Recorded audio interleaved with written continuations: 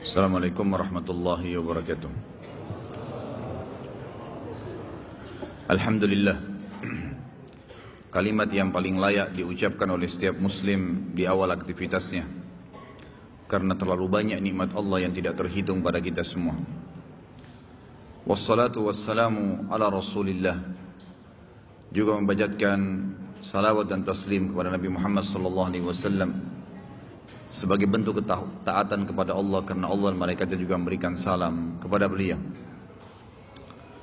Melanjutkan bahasan kitab Minhajul Muslim, dan malam ini kita masuk ke pasal kedua. Setelah dua pertemuan pertama kita membahas pasal pertama, masalah beriman kepada Allah subhanahu wa ta'ala. Di pasal kedua ini Syekh Abu Bakar Jazair rahimahullah masih melanjutkan masalah tauhid, dan beliau mengatakan beriman kepada rububiyah Allah terhadap segala sesuatunya. Fokusan bahasan masalah rububiyah ini kembali kepada kalimat Rabb.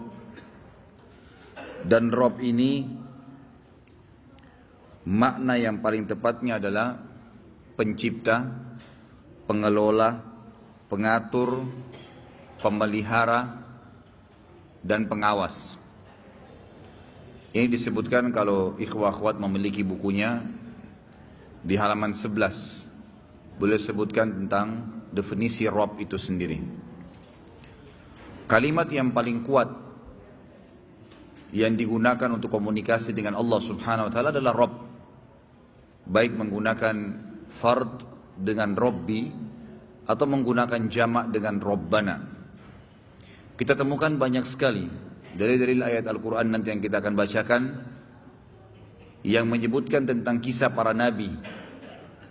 Yang paling sering para nabi ucapkan pada saat bermunajat dengan Allah, mengeluhkan tentang kaumnya, memberikan argumen, maka mereka selalu menggunakan istilah Rabb. Makanya kata para ulama, paling dekat dan paling dahsyat kalimat yang digunakan seorang hamba pada Tuhannya adalah Rabb. Seperti misalnya doa-doa yang sudah masyhur, Rabbana atina fid dunya hasanah, atau Rabbi ghfirli wali walidayya. Semua menggunakan istilah Rabb. Dan Rabb ini berarti seorang hamba itu menundukkan dan memastikan serta meyakinkan di dalam hatinya bahwasanya hanya Allah lah pencipta, pengelola, pengawas, pemilik segala sesuatunya. Rabb juga bisa diambil dari kata-kata Rabbaba, yang juga kadang-kadang keluar dari situ kalimat riba. Tetapi ini pendapat sebagian ahli bahasa. Dan ini juga artinya adalah bertambah bila atau terpelihara. Bila seseorang itu bertambah keyakinannya kepada Allah dengan mengucapkan kalimat Rabb, maka masuk dalam makna kalimat ini. Tapi yang lebih kuat adalah makna yang pertama. Beliau mengatakan di sini seorang muslim beriman dan meyakini rububiyahnya Allah atas segala sesuatunya, tidak terkecuali yang di langit, yang di bumi, yang kelihatan, yang tidak kelihatan, yang besar, yang kecil, yang nyata, yang gaib, semuanya Allah lah pemiliknya. Apapun itu, mau dia jahat makhluk Allah itu ataupun baik, mau dia besar ataupun kecil, mau dia kuat ataupun lemah, apapun sifatnya, Allah subhanahu wa ta'ala Rabbnya. Kalimat Rabb kalau difahami dengan makna ini, maka akan membuat seorang hamba itu tidak akan pernah takut kecuali kepada Allah. Karena semua selain Allah, baik itu batu, pohon, hewan-hewan, tumbuh-tumbuhan, apa saja, jin, malaikat, gunung yang besar, awan yang tinggi di sana, apa saja, semuanya kembali kepada Allah subhanahu wa ta'ala. Beliau mengatakan tidak ada sekutu baginya di dalam rububiyahnya terhadap alam semesta. Dan dikuatkan lagi bahwasanya Allah tidak butuh sekutu, nggak butuh partner bisnis, partner yang bisa membantu Allah untuk menciptakan makhluknya, mengawasinya, mengelola, nggak butuh. Allah SWT bisa mengatur seluruh gunung-gunung yang jumlahnya ribuan, bahkan mungkin jutaan di atas daratan bumi ini, baik di dalam lautan ataupun di daratannya. Allah subhanahu wa ta'ala mampu memberikan rezeki tanpa ada sekutu seluruh makhluknya, baik burung-burung, hewan-hewan, tumbuh-tumbuhan, manusia, jin, semuanya. Allah SWT berikan tanpa ada sekutu, tidak butuh bantuan. Walam yakul lahu kufuwan ahad. Dan Allah tidak butuh pada siapapun sama sekali. Allah SWT esa, mandiri, bahkan Allah itu somad, yang segala sesuatu bergantung padanya. Allah SWT tidak butuh. Makanya dalam hadis qudsi riwayat Bukhari, yang mungkin kita sudah tahu semua hadisnya, sabda Nabi SAW, Allah berfirman, wahai hamba-hambaku, aku haramkan kezaliman terhadap diriku, dan aku menjadikannya terharamkan di antara kalian, maka jangan kalian saling menzalimi. Wahai hamba-hambaku, kalau seandainya kalian semua, wahai jin dan manusia. Di sini secara khusus jin dan manusia ditekankan karena mereka ditaklif, dibebankan hukum untuk beribadah kepada Allah, mengikuti perintah, meninggalkan larangan, menikmati yang haram, meninggalkan yang haram, menikmati yang halal dan meninggalkan yang haram. Maka kata Nabi SAW, Allah berfirman, wahai seluruh hamba-hambaku jin dan manusia, kalau seandainya kalian semua beriman dengan tingkat level iman yang satu, semua hatinya satu, tingkat imannya tertinggi, maka tidak akan mengurangi kekuasaan dan kekayaanku walaupun sedikit, ya, tidak berkurang sedikit pun. Dan kalau seandainya kalian semua wahai jin dan manusia, semua miliaran jumlahnya tidak terkecuali, yang kuatnya, yang lemahnya, yang nabinya, yang manusia biasanya, yang rajahnya, yang masyarakat biasa, tetap semua sama. Kalian bersatu semuanya, kemudian kalian kufur dengan tingkat kufur yang satu. Semua hati kalian tingkat level kufur yang satu, paling tinggi. Maka tidak akan mengurangi kekuasaan dan kekayaanku sedikit pun. Wahai hamba-hambaku dari jin dan manusia, kalau seandainya kalian semua berkumpul di sebuah lembah yang luas, tidak terkecuali semuanya hadir dan semua minta hajatnya masing-masing, kemudian aku berikan masing-masing hajatnya, maka tidak akan mengurangi kekuasaan dan kekayaanku, kecuali hanya seperti jarum yang dicelupkan di air kemudian diangkat, artinya tidak berkurang sedikit pun. Allah Subhanahu wa taala itu, ya, Samad, dan juga walam yakul lahu kufuwan ahad. Semua bergantung padanya dan dia tidak butuh dengan siapapun, tidak ada sekutu baginya. Yang demikian itu, kata beliau, adalah berkat petunjuk Allah Subhanahu wa taala kepada kita semua. Kemudian karena dalil-dalil nakli dan akli berikut ini. Dalil-dalil nakli yang beliau angkat pertama adalah surah yang sering kita baca, Al-Fatihah. Beliau mengatakan yang pertama, berita dari Allah SWT sendiri tentang kerububihannya. Allah menciptakan, mengelola, mengawasi, ya, mengontrol. Tidak ada yang lain, tidak ada sekutu, tidak ada yang partisipasi dengan Allah di situ. Dalam surah Al-Fatihah ayat 2 yang sering kita baca, A'udzubillahi minasyaitonirrajim, alhamdulillahi rabbil alamin. Segala puji bagi Allah, ada kata Rabb, Rabbul Alamin, artinya Rabbil Alamin adalah Tuhan, pengurus, pengawas, pengelola, ya, segala sesuatu yang di alam semesta ini. Kemudian juga dikatakan di dalam ayat yang lain, surah Ar-Ra'd ayat 16. A'udzubillahi minasyaitonirrajim, Qul man rabbus samawati wal ard, Qulillah. Katakanlah hai Muhammad kepada siapapun yang kau temuin, setelah kamu berargumen dengan mereka, maka tanyakan siapa pencipta langit dan bumi. Adakah yang pernah mengaku yang menciptakan langit dan bumi yang kamu tahu? Maka serentak nanti setelah itu mereka akan sepakat mengerucut ke satu bahasan bahwasanya hanya ada Tuhan yang bernama Allah. Kemudian juga di dalam surah Ad-Dukhan ayat 7 dan ayat 8, Allah Subhanahu wa taala berfirman menegaskan tentang rububiyah sekaligus uluhiyahnya. Uluhiyah nanti akan kita bahas. Hak mutlak Allah dalam ibadah, tidak boleh ada ibadah dialihkan kepada selain Allah, syirik namanya. Yaitu akan muncul setelah adanya rububiyah, setelah adanya muncul dalam hati keyakinan tentang Allah itu satu-satunya pencipta, pengelola, pengawas dan seterusnya. Allah mengatakan A'udzubillahi minasyaitonirrajim, Ad-Dukhan ayat 7 dan sampai 8. Rabbis samawati wal ardi wa ma bainahuma in kuntum muqinin. La ilaha illa huwa yuhyi wa yumit. Rabbukum wa rabbu abaikumul awwalin. Jadi ayat ini sering digunakan kalimat Rabb oleh Allah. Pertama, Rabbis samawati wal ardi wa ma bainahuma. Rabb yang telah memelihara, mengontrol, mengawas, menjadikan semua perputarannya rutin. Matahari terbit pagi, terbenam malam, kemudian bulan kelihatan di malam hari, bintang-bintang terlihat, pergantian siang malam, turunnya hujan dan teriknya panas matahari. Terus begitu, berputar ini, Rabb yang memelihara langit dan seluruh bumi. Dan apa yang ada di antara keduanya.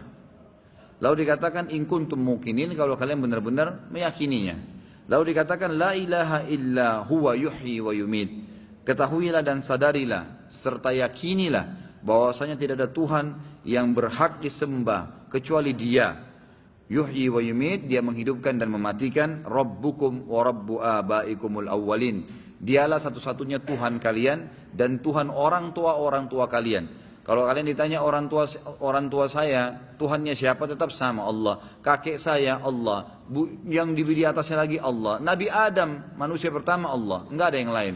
Maka tidak perlu bergantung, meminta, memohon kecuali kepada Rabb yang satu itu.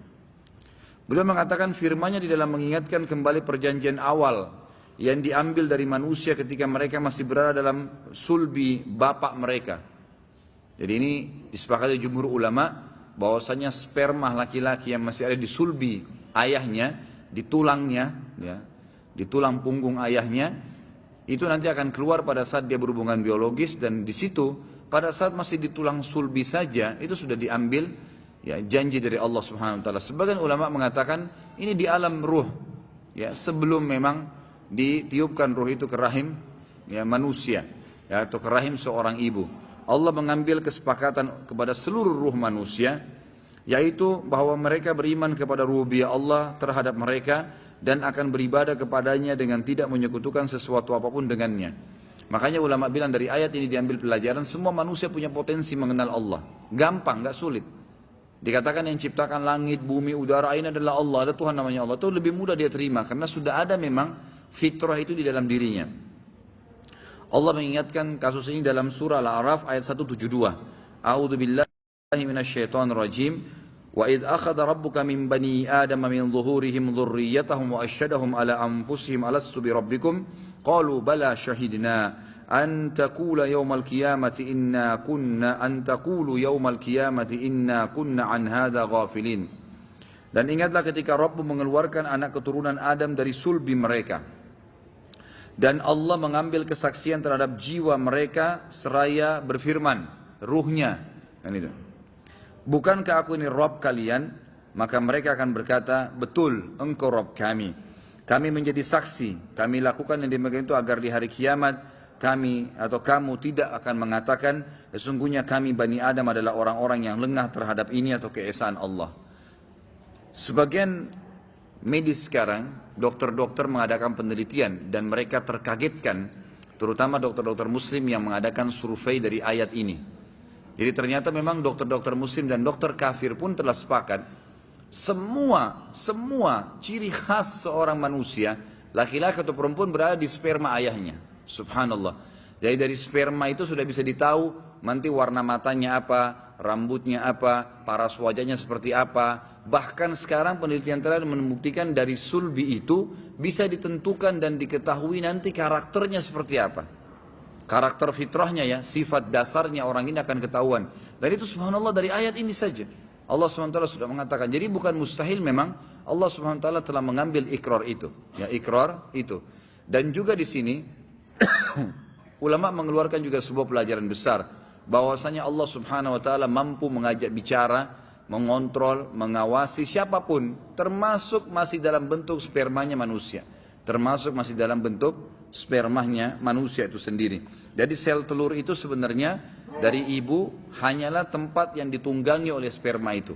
Tapi semua sifat manusia, semua wajahnya, paras wajahnya, warna kulitnya, rambutnya ada di sperma laki-laki. Bahkan sekarang pun diteliti dengan ilmu medis, ya, penelitian terakhir, kalau sperma laki-laki bermasalah, baik karena faktor makanan atau gennya, ya, keturunannya, ya, atau memang dia berpenyakit karena melakukan hubungan-hubungan biologis yang haram, maka akan berpengaruh kepada kesehatan bayi yang lahir. Gitu kan. Sampai sekarang dokter pun sepakat kalau anak-anak cacat itu karena sperma laki-lakinya, nggak ada hubungan sama perempuannya.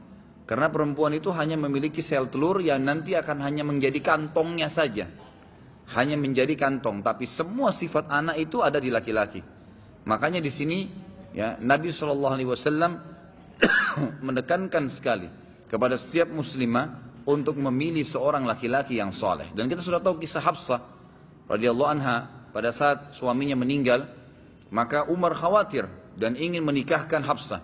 Waktu itu Umar tidak mencari, ya, sahabat-sahabat yang masih muda yang sebaya dengan Hafsah. Ada Abdullah bin Abbas, ada Anas bin Malik, banyak, ada Zaid bin Harithah, ada Usama bin Zaid, banyak sahabat-sahabat Nabi yang masih muda. Tapi Umar mendatangi Utsman bin Affan. Yang waktu itu sudah tua, gitu kan? Sudah berumur Utsman bin Affan pada saat itu. Bahkan sebagian ahli sejarah mengatakan Utsman sudah sampai pada level umur kakek. Artinya memang di sini sudah di atas 50 tahun. Tapi Umar bin Khattab mendatangi dan mengatakan, wahai Utsman, lihatlah Hafsah. Hafsah butuh pendamping. Mungkin sudah layak jadi istrimu, nikahilah. Dan dari sini juga ulama mengatakan, ini disebutkan oleh riwayat Bukhari Muslim. Disebutkan ulama hadis mengatakan ini menandakan tidak aib seseorang itu untuk menyelamatkan keturunannya, ya anak perempuannya dia menawarkan kepada orang yang saleh. Ini tidak aib. Umar bin Khattab datang menawarkan. Lalu Utsman mengatakan minta waktu 2 hari. Setelah 2 hari Utsman balik mengatakan, wahai Umar, saya mohon maaf sekarang saya tidak punya hajat untuk itu. Artinya saya belum bisa menikah lagi sekarang. Maka Umar pun keliling mendatangi Abu Bakar. Lalu mengatakan, wahai Abu Bakar, nikahilah Hafsah. Hafsah orang yang paling layak. Dan di sini juga ulama hadis menanggapi kenapa Umar bin Khattab menawarkan Hafsah kepada Utsman sebelum Abu Bakar. Padahal Abu Bakar lebih afdal. Khusus dalam masalah pernikahan, Utsman tidak terkalahkan. Karena Nabi SAW mengatakan dalam banyak hadis Bukhari Muslim, di antaranya adalah yang berbunyi kata Nabi SAW, nikahkanlah anak-anak perempuan kalian dengan Utsman, karena saya tidak menikahkan dia dengan kedua anak perempuan saya, Ruqayyah dan Ummu Kalthum, kecuali karena wahyu dari langit. Dan dalam hadis lain dikatakan, wahai muslimin, ya, kalau seandainya saya masih memiliki anak perempuan lagi, maka saya akan nikahkan dengan Utsman, maka nikahkanlah anak-anak perempuan kalian dengan dia. Jadi ini alasan kenapa Umar bin Khattab memilih Utsman sebelum Abu Bakar dalam masalah pernikahan secara khusus. Baru Abu Bakar pun diam pada saat ditanya. Kata Umar dalam hadis Bukhari, saya lalu sempat marah dengan Abu Bakar. Utsman masih mending memberikan jawaban, tapi Abu Bakar diam. Diam sama sekali, nggak memberikan jawaban. Nggak iya, nggak juga, ya tidak. Lalu kemudian Umar pun pulang dan berdoa kepada Allah Subhanahu Wa Taala. 2 hari kemudian datang lamaran Nabi SAW kepada Umar, melamar Hafsah. Lalu Abu Bakar pun pada saat hadir di acara perkawinan Hafsah dengan Nabi SAW berkata, wahai Umar, kau kan sudah menawarkan kepada saya Hafsah. Kata Umar, iya benar. Dan saya tahu dalam hatimu ada sesuatu ganjal, karena saya tidak memberikan jawaban iya atau tidak. Kata Umar, iya. Maka ketahuilah wahai Umar, saya tidak sempat mengatakan kepadamu bahwasanya saya mau atau tidak, karena saya ragu. Sempat ya sebelum kau datang ke rumahku menawarkan, saya mendengarkan Nabi SAW menyebut-nyebut nama Hafsah dengan mengatakan kasihan Hafsah suaminya meninggal. Maka untuk menghormati Nabi SAW saya tidak melamarnya. Tapi kalau Nabi SAW tidak melamarnya, saya pastikan saya akan menikahinya. Tapi kita ambil pelajaran di sini. Ulama menitik beratkan sebuah poin yang berhubungan dengan bahasan kita. Kata para ulama, Umar bin Khattab tidak mencari orang-orang soleh dari sahabat ini kecuali dia tahu gennya, ya, sperma laki-laki soleh itu akan mewariskan keturunan yang soleh. Dan kita tahu Nabi Nuh alaihissalam. Nabi Nuh berkata apa pada saat berdoa sama Allah agar dihancurkan kaumnya?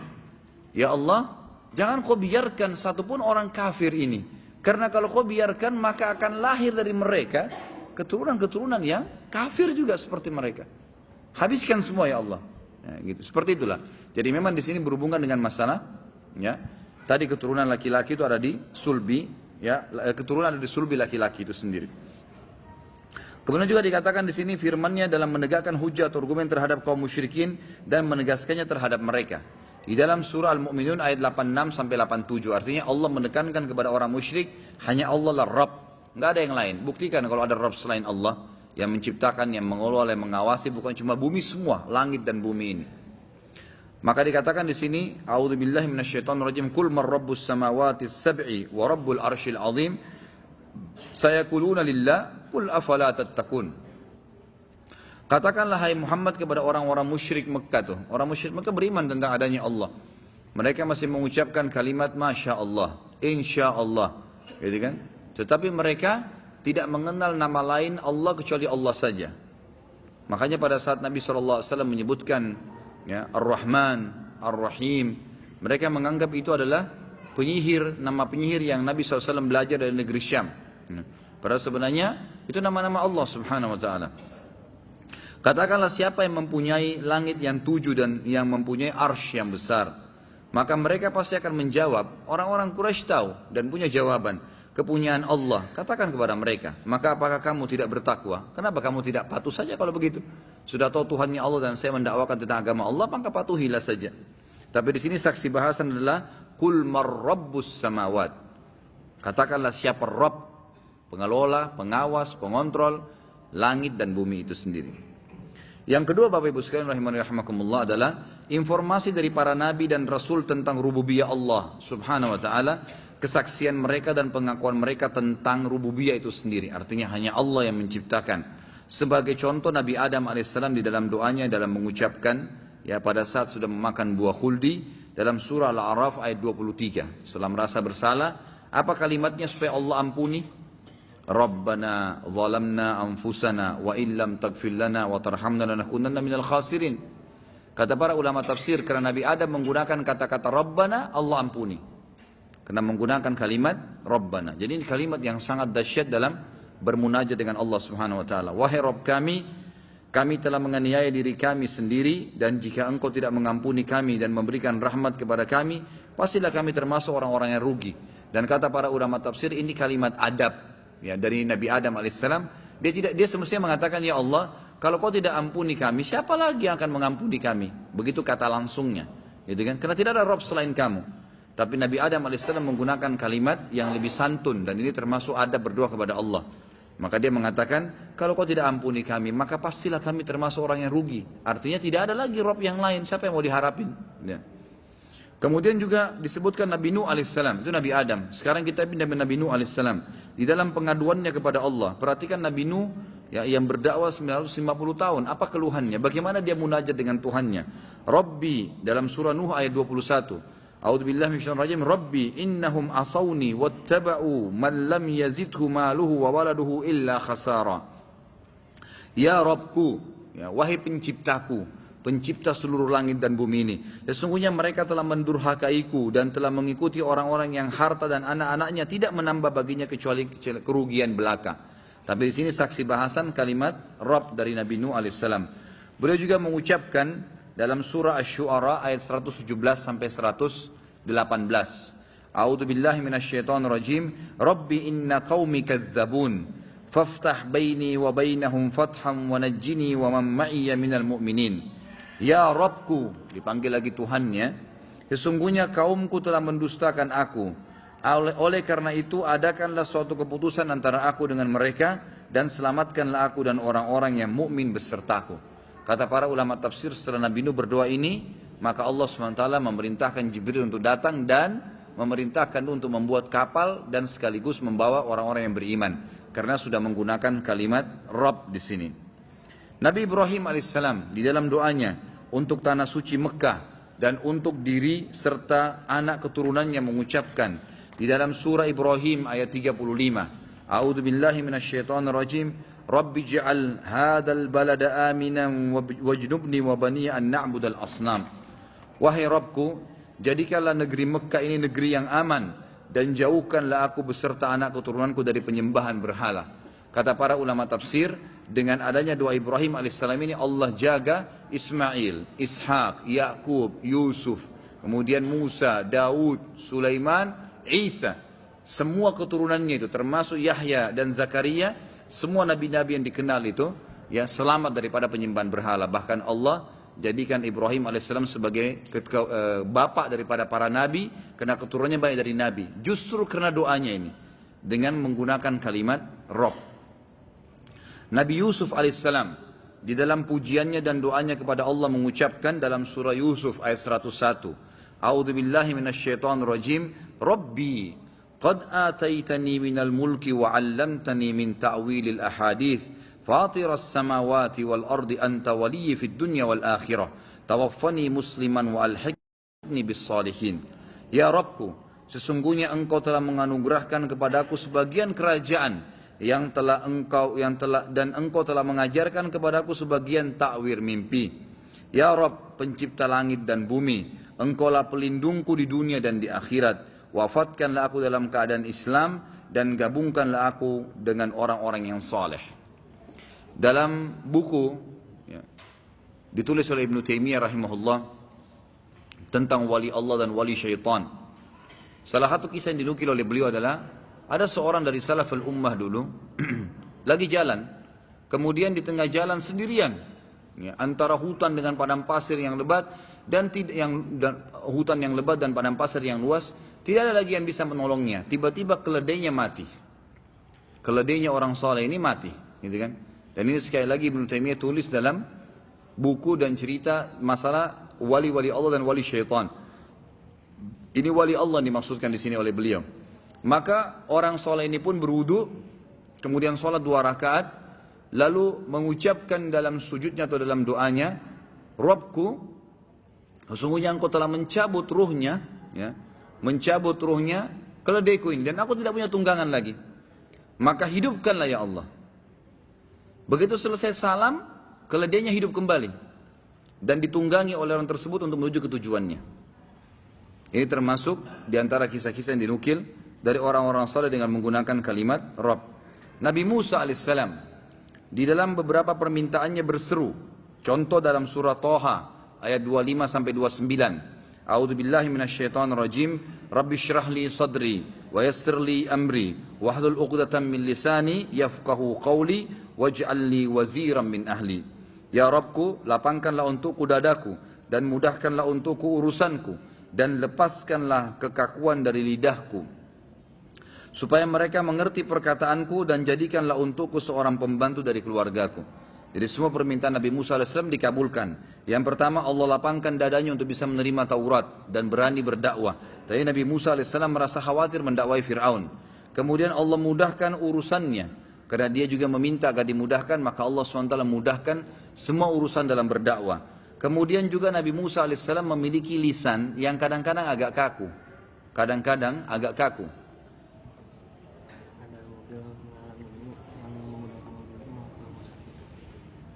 Mobil ini menghalang.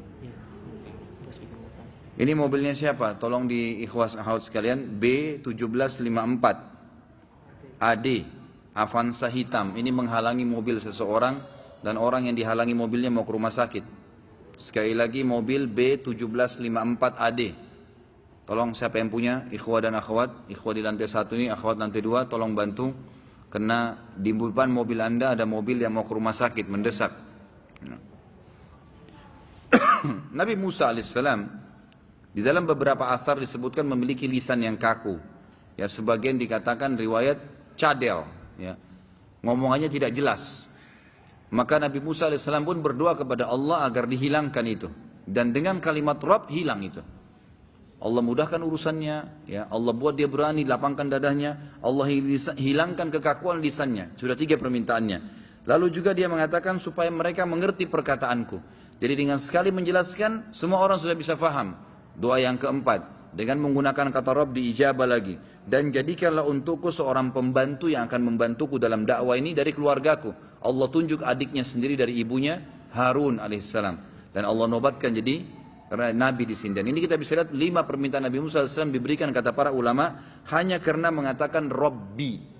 Rabbi shrah li sadri dan seterusnya sampai akhir ayat tadi. Nabi Harun alaihissalam, adik Nabi Musa, yang sempat berkata kepada Bani Israel. Tentu ini khilaf di antara ulama sejarah, ya. Karena memang riwayatnya belum ada yang tepat lebih sahih dari yang satu yang lain tentang Nabi Harun ini kakak atau adik. Ya, ada yang mengatakan kakak, ada yang mengatakan adik. Tapi itu tidak penting bagi kita. Yang penting adalah Nabi Harun adalah salah satu dari kerabat Nabi Musa alaihissalam. Dan saya lebih cenderung dengan pendapat yang mengatakan dia adalah adiknya, gitu kan. Lalu dikatakan dalam surah Thaha ayat 90, A'udzubillahi minasyaitonir rajim, Nabi Harun berkata kepada kaumnya, "Wa inna rabbakumur rahmanu fattabi'uni wa ati'u amri." Dan ketahuilah Rabb kalian yang menciptakan kalian, yang mengawasi kalian, yang membuat oksigen yang kalian hisap, ya, hidup di hidung kalian sehingga kalian bisa hidup, yang menghilangkan haus kalian dengan menciptakan air, yang menghilangkan lapar kalian dengan menyiapkan fasilitas makanannya, ya, dan semuanya yang memberikan kekuatan dalam tubuh kalian sehingga bisa bergerak, itu adalah Allah. Itulah Rabb kalian yang maha penyayang. Maka ikutilah aku karena aku utusannya, dan juga patuhilah perintah-perintahku yang berasal darinya.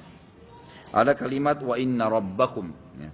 Kemudian Nabi Zakaria alaihissalam ketika memohon rahmatnya berkata, rahmat Allah SWT dalam surah Maryam ayat 4, A'udzu billahi minasyaitonir rajim. Rabbi inni wahanal 'azmu minni washta'ala ar-ra'su syaiban wa lam akum bidu'aika rabbi syaqiyya.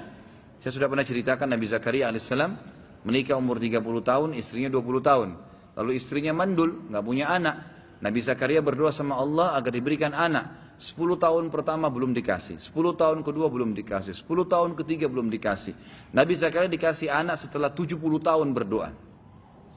Allah SWT ingin memberikan pelajaran kepada kita, dan ada alasan kenapa Allah sengaja menundahnya agar menjadi pelajaran bagi kita semua. Setelah umurnya Nabi Zakaria 100 tahun, kemudian istrinya 90 tahun dan dalam kondisi mandul, Allah ijabah doanya. Allah berikan kepada dia agar menjadi tanda-tanda kebesaran buat seluruh makhluk manusia, bahwasanya Allah tidak mustahil baginya. Kalau dari awal umur 20 tahun dikasih hamil istrinya Nabi Zakaria alaihissalam bisa. Tapi Allah sengaja tunda sampai umur 90 tahun. Sudah lemah, sudah tua, sudah keriput semua. Nggak mampu lagi, nggak mungkin. Sudah mustahil subur. Sedangkan 20 tahun saja mandul, apalagi umur 90 tahun. Tapi Allah buat akhirnya hamil. Dan itu semua, ya, kata para ulama, karena ada kalimat Robnya Nabi Zakaria. Apa kata Nabi Zakaria sini? Rabbi inni wahanal azmu minni. Ya Allah, sungguh tulang-tulangku sudah lemah nih. Sudah 100 tahun. Ya. Washta'ala ar-ra'su syaiba. Rambutku semuanya sudah putih. Walam akum bidu'aika rabbi syaqiyya. Tapi saya tidak pernah putus asa untuk berdoa kepadamu, wahai Rabbku. Dan di dalam doanya juga beliau berkata, dalam surah Anbiya ayat 89, Nabi Zakaria tetap, A'udzu billahi minasyaitonir rajim, Rabbi la tadarni fardan wa anta khairul warithin. Wahai Rabbku, supaya dikasih keturunan dari istri yang mandul dan sudah tua sekarang, janganlah engkau membiarkan aku hidup sendiri seorang diri, dan engkau adalah sebaik-baik pewaris. Dan ini juga termasuk adab yang baik dalam berdoa kepada Allah SWT, tidak langsung menghardik Allah, tapi menyebutkan, gitu kan, mengatakan dan kau sebaik-baik pemberi warisan. Beliau juga berkata kepada kaumnya, masih Nabi Zakaria, disebutkan di sini, mohon maaf, Nabi Isa sudah pindah, Nabi Zakaria, ya, akhirnya diberikan anak Yahya, ya, dan Yahya dan istrinya Nabi Zakaria ini itu adalah saudaranya Maryam, saudarinya Maryam. Dari Nabi Isa dan Nabi Yahya adalah sepupu, ya, dari ibunya. Nabi Isa berkata ketika menjawab pertanyaan Allah, Al-Ma'idah 117, pada hari kiamat nanti Allah datangkan Isa AS dan bertanya di depan seluruh makhluk, terutama pengikutnya yang mengatakan Isa adalah anak Tuhan atau Tuhan. A'udzu billahi minasyaitonir rajim, ma qultu lahum illa ma amartani bihi an ibudullaha rabbi wa rabbakum. Jadi waktu Allah mengatakan, wahai Isa, ya Isa, anta qulta lin-nasi ittakhiduni wa ummi ilahaini min dunillah. Wahai Isa, apa kau berani-berani mengatakan kepada pengikutmu, kepada manusia, bahwasanya jadikanlah saya dan ibu saya sebagai Tuhan? Baru Nabi Isa AS menjawab, mengatakan dalam ayat ini, aku sama sekali tidak pernah mengatakan kepada mereka selain apa yang engkau perintahkan kepadaku untuk mengatakan, yaitu sembahlah Allah, Robku dan Rob kalian. Ya, ada kalimat Rob di sini. Beliau juga mengatakan kepada kaumnya, Nabi Isa AS dalam surah Al-Ma'idah 72, A'udzu billahi minasyaitonir rajim, ya bani Israil a'budullaha rabbi wa rabbakum. Innahu man yusyrik billahi faqad harramallahu alaihi al-jannata wa ma'wahu an-nar wa ma lidh-dhalimin min ansar. Hai bani Israel, sembahlah Allah. Siapa Allah itu? Rabbku, yang menciptakan aku nih sebagai nabi yang kalian hormatin, dan juga Rabb kalian yang menciptakan dan mengurus kalian. Karena sungguhnya orang yang menyekutukan sesuatu dengan Allah, coba menyembah berhala, coba menganggap pohon keramat, jimat dan segalanya, itu sesungguhnya Allah telah mengharamkan surga baginya, dan tempatnya adalah neraka, dan tiada seorang penolong pun bagi orang-orang yang zalim. Nabi kita Muhammad SAW, dan ini doa yang disebut atau zikir yang disebutkan bahwasanya zikir dalam doa yang dalam keadaan yang sangat terhimpit, ini diijabah oleh Allah dengan mengucapkan doa ini. Nabi SAW mengatakan dalam doanya, disebutkan dalam riwayat Imam Muslim, La ilaha illallahul azimul halim, La ilaha illallahu rabbul arshil karim, rabbul arshil azim, La ilaha illallahu rabbus samawati wa rabbul ardi wa rabbul arshil karim. Jadi ini 3 potongan dari zikir dan doa. La ilaha illallahul azimul halim, ya. Tidak ada sekutu, tidak ada Tuhan yang berhak disembah kecuali Allah, zat yang maha agung dan maha lembut, ya. La ilaha illallah rabbul arshil azim, tidak ada Tuhan yang berhak disembah kecuali Allah, pemilik singgasana yang agung. La ilaha illallahu rabbus samawati wa rabbul ardi wa rabbul arshil karim, dan tidak ada Tuhan yang berhak disembah kecuali Allah, satu-satunya pemilik, pengelola, pengawas seluruh langit dan bumi, dan juga pemilik singgasana yang mulia. Ini termasuk doa yang digunakan oleh Nabi SAW, dan disebutkan di dalam hadis Bukhari bahwasanya doa ini siapa yang mengucapkan kalimat ini maka diijabah doanya, maka diijabah doanya. Dikatakan oleh beliau semua nabi dan rasul di atas dan para nabi-nabi lainnya mengakui rububiyah Allah Subhanahu wa taala. Mereka berdoa kepadanya dengan menyebut-nyebut rububiyahnya. Sedangkan mereka adalah manusia yang paling sempurna pengetahuannya, paling cemerlang akalnya, paling jujur ucapannya, dan paling mengenal Allah dengan segala sifat-sifatnya daripada manusia biasa lainnya yang ada di permukaan muka bumi ini.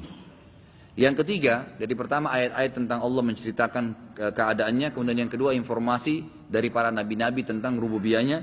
Yang ketiga, keyakinan dan keimanan miliaran ulama dan hukama. Hukama ini orang-orang yang berakal tentang rububiyah Allah Subhanahu wa taala terhadap mereka dan terhadap segala sesuatu. Pengakuan mereka tentang adanya Allah dan rububiyahnya dan i'tikad, keyakinan mereka kepadanya yang merupakan i'tikad atau keyakinan yang pasti.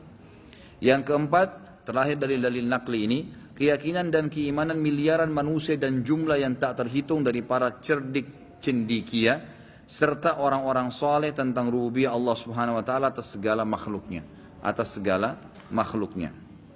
Sudah azan? Belum.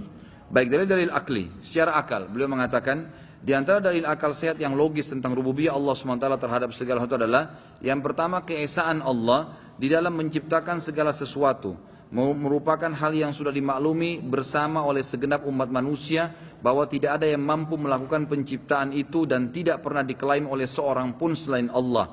Sekalipun sesuatu yang diciptakan itu sangat kecil, seperti sehelai rambut di tubuh manusia atau hewan, atau bulu kecil pada sayap burung, atau selembar daun pada ranting yang sangat kecil. Apalagi menciptakan suatu benda yang utuh atau hidup, atau planet yang besar ataupun yang kecil.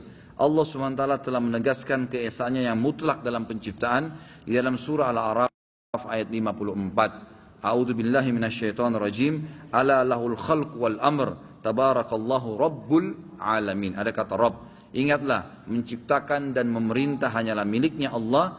Maha suci Allah, Rabb semesta alam. Juga dalam firman Allah SWT surah Safat ayat 96. A'udzu billahi minasyaitonir rajim. Wallahu khalaqakum wama ta'malun. Ini ayat agung sekali, pendek tapi padat. Kata Allah, Allah yang menciptakan kalian dan juga semua perilaku kalian. Semua perbuatan kita.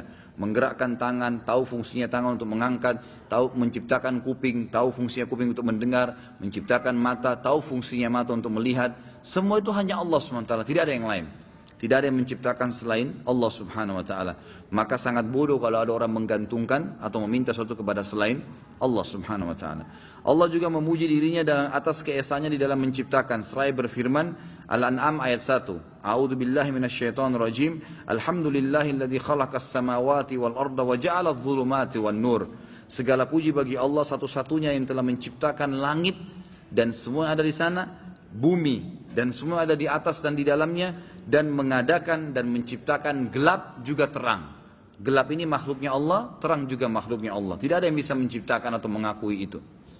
Kemudian juga dalam surah Ar-Rum ayat 27. A'udzu billahi minasyaitonir rajim. Wa huwa alladhi yabda'ul khalqa tsumma yu'idu wa huwa ahwanu 'alaihi wa lahul mathalul a'la fis samawati wal ard wa huwal azizul hakim. Dan dialah satu-satunya Allah yang telah menciptakan manusia dari permulaan, kemudian mengembalikan atau menghidupkannya kembali, dan menghidupkan kembali itu adalah lebih mudah baginya. Dan baginya lah sifat yang maha tinggi di langit dan di bumi, dan dialah yang maha perkasa lagi maha bijaksana. Jika demikian, kata beliau, bukanlah keesaan Allah di dalam menciptakan salah satu merupakan bukti ada wujud dan kerububiannya. Benar wahai Rabb kami menjadi saksi atas semua itu. Yang kedua beliau mengatakan secara akal adalah keesaan Allah di dalam memberi rezeki. Rezeki semua kebutuhan manusia atau makhluk. Tidak ada yang bisa memberikan itu. Manusia kalau bisa memberikan kepada kita lagi haus cuma segelas air, dia tidak akan mungkin bisa menurunkan air hujan atau memenuhkan bak-bak air di tempat rumah kita, gitu kan. Tapi Allah SWT menurunkan, memenuhi semuanya. Keesaan Allah di dalam memberikan rezeki. Tidak ada seekor hewan pun yang melata di permukaan bumi atau berenang di dalam air atau yang tersembunyi di semak-semak belukar, melainkan Allah lah yang menciptakan rezekinya, makanannya, dan yang memberikannya petunjuk untuk mengetahui bagaimana cara mendapatkan, memakan, dan menggunakannya. Jadi kalau kita lagi lapar, yang ajarin kita dari mana kita tahu caranya. Untuk makanan itu kalau buah bisa langsung dimakan, kalau sayur harus dimasak misalnya, atau hewan harus disembelih. Kalau dimasak dengan air begini maka akan lembutnya seperti ini. Kalau ditaruh garam maka rasanya seperti ini. Siapa yang menuntun kita untuk bisa tahu seperti itu? Kemudian masuk melalui mulut. Tidak ada orang yang memasukkan makanan dari kuping atau matanya. Dia tahu tempatnya. Kemudian dia harus menggigitnya terlebih dahulu. Dan dia bisa bedakan dengan rasa seketika dengan lidahnya, ini manis, ini asam, ini pedas. Seketika. Kemudian dia harus tahu kalau dia telan, ya, dalam kondisi tebal atau masih besar, mengganggu tenggorokannya, dia bisa keselak, maka dia harus makan dengan rapi. Siapa yang menuntun caranya itu? Kemudian dia telan di tenggorokannya. Setelah ditelan maka akan dikelola secara otomatis oleh perutnya. Bagaimana dia bisa memilih, ini makanan yang saya suka, ini makanan yang tidak suka? Bagaimana bisa kita punya sensor, Bapak Ibu sekalian, pada saat kita lagi demam, tidak berani kita sentuh air es. Nggak berani, orang lagi tidak demam, lagi minum depan kita, kita tidak bisa. Merasa mau sentuh pun gelasnya nggak enak. Gitu kan? Bagaimana bisa ada sensor dan siapa yang memberikan kepada kita? Pada saat sedang hujan besar, kita merasa khawatir untuk ke sana. Ada sensor yang Allah SWT berikan. Dari mana perasaan kita bisa muncul pada saat seseorang menepuk kita, lalu kita merasa ada sakit. Allah SWT memberikan rasa itu. Dari mana Anda bisa tahu, oh sekarang saya sedang lapar? Dengan adanya rasa lapar. Siapa yang ciptakan itu? Haus. Saya butuh air. Dari siapa yang mengajarkan? Kenapa harus air? Kenapa kalau haus nggak makan? Nggak bisa, harus kepada tuntunannya yang benar. Semua itu hanya Allah Subhanahu Wa Taala yang menuntun kepada hal tersebut. Jadi tidak ada yang lain kecuali Allah. Yang kedua, keesaan Allah dalam memberikan, tadi sudah yang kering. Mulai dari seekor semut, kata beliau, yang merupakan hewan paling kecil hingga manusia merupakan makhluk paling sempurna dan paling maju. Semuanya membutuhkan Allah untuk keberadaannya, pembentukannya, dan untuk makanan dan rezekinya. Allah lah semata-mata pencipta yang membentuknya, memberikan makanan dan rezeki. Berikut ini beberapa ayat yang menegaskan kenyataan tersebut dan menegakkannya atau menetapkannya secara jelas. Surah Abasa ayat 24 sampai 31. A'udzu billahi minasyaitonir rajim. Falyanzuril insanu ila ta'amih anna sababna al-ma'a sabba thumma shaqaqna al-arda shaqqa فأنبتنا فيها حبا وعنبا وقتبا وزيتونا ونخلا وحدائق غلبا وفاكهة وأبا. Maka hendaklah manusia itu memperhatikan makanannya. Sesungguhnya kami benar-benar telah mencurahkan air dari langit. Kemudian kami belah bumi dengan sebaik-baiknya. Artinya bumi bisa menampung air itu. Dan lalu kami tumbuhkan biji-bijian di bumi itu, anggur dan sayur-sayuran. Di sini ulama tafsir mengatakan anggur mewakili semua buah-buahan. Dan sayur-sayuran, zaitun dan pohon kurma, kebun-kebun yang lebat dan buah-buahan serta rumput-rumputan tumbuh dari situ. Tidakkah manusia melihat itu? Kadang-kadang subhanallah kita hanya sekedar membeli sayur dan tidak pernah mau tahu dari mana asalnya. Kalau tidak ada air turun dari langit maka tidak akan pernah bisa ada sayur itu muncul, gitu kan? Allah SWT menjelaskan dari awal bagaimana bisa tumbuh hal-hal tersebut. Sudah masuk waktu? Belum. Baik, dalam surah Thaha ayat 53 sampai 54. Allah SWT berfirman, A'udzu billahi minasyaitonir rajim, wa anzala minas sama'i ma'an fa akhrajna bihi azwajan min nabatin syatta kulu war'au an'amakum. Dan dia menurunkan air hujan dari langit, maka kami tumbuhkan dengan air hujan itu berbagai macam jenis tumbuh-tumbuhan yang beraneka ragam. Makan dan gembalakanlah binatang-binatang ternak kalian. Jadi Allah SWT menjelaskan masalah dan kita tinggal menikmatinya. Dia yang tidak ada sesembahan yang berhak disembah selain dia, kata beliau, dan tiada Rabb selain dia, telah berfirman juga dalam surah Hijr ayat 22. A'udzu billahi minasyaitonir rajim. Fa anzalna minas sama'i ma'an fa asqaynakumuhu wa ma antum lahu bikhazinin. Dan kami turunkan hujan dari langit lalu kami beri minum kamu dengan air itu dan sekali-kali bukanlah kamu yang menyimpannya. Mungkin banyak orang bilang, mana sih saya bisa minum air dari air hujan? Tanpa air hujan tidak ada mata air. Tanpa air hujan tidak akan bisa ada sumur yang digali. Dari situlah dikelola oleh manusia, lalu disterilkan kembali. Sama saja asal muasalnya dari air hujan. Gitu kan? Jadi semuanya hidup dari situ juga. Ya. Jadi kita harus pahamin. Jangan cuma lihat air hujan kebetulan turun, kemudian mengalir, membawa tanahnya jadi kotor. Seakan-akan itu air hujan tidak ada fungsinya. Tetap air hujan yang menjadikan semuanya bisa hidup. Gitu kan? Dari situlah Allah SWT berikan kehidupan. Dia juga telah berfirman yang tiada pemberi rezeki selain dia dalam surah Hud ayat 6. A'udzu billahi minasyaitonir rajim. Wa ma min dabbatin fil ardi illa 'ala Allahi rizquha wa ya'lamu mustaqarraha wa mustawda'aha kullun fi kitabim mubin.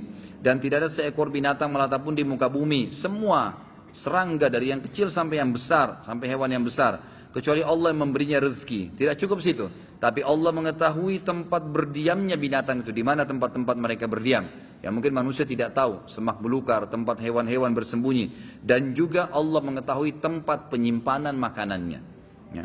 Kalau kita lihat keajaiban, saya pernah lihat cuplikan bagaimana semut menyimpan makanan itu luar biasa. Itu kan mereka menyimpan makanan itu di dalam tanah dan menyusun ruang-ruang untuk menyimpan makanan untuk seluruh ya kelompoknya.